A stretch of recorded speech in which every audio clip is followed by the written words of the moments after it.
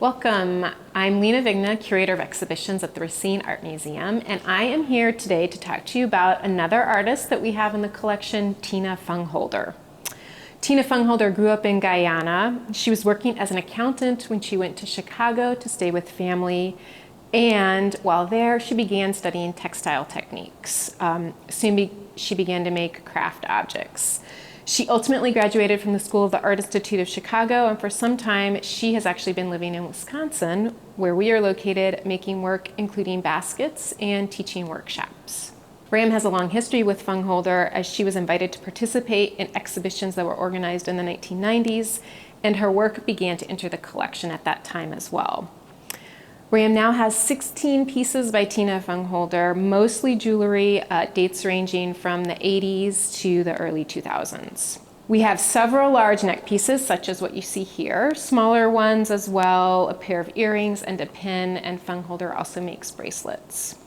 She's interested in, quote, trying to create awareness of personal adornment that exceeds the restrictive boundaries of traditional Western materials and techniques. In order to do this, she's used everyday items such as safety pins and paper clips, combining those so-called mundane materials with glass beads. For the baskets that she now makes, she likes to use natural materials.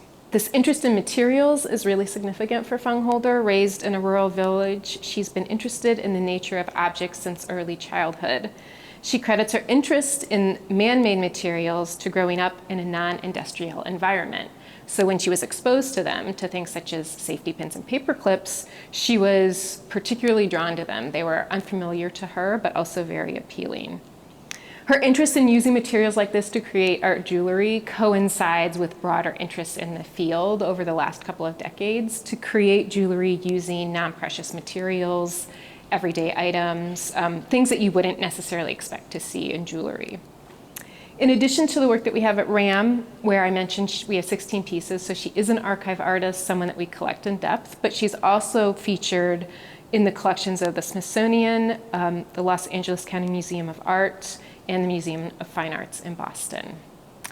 Thank you, and look for more videos about artists featured in RAM's collection.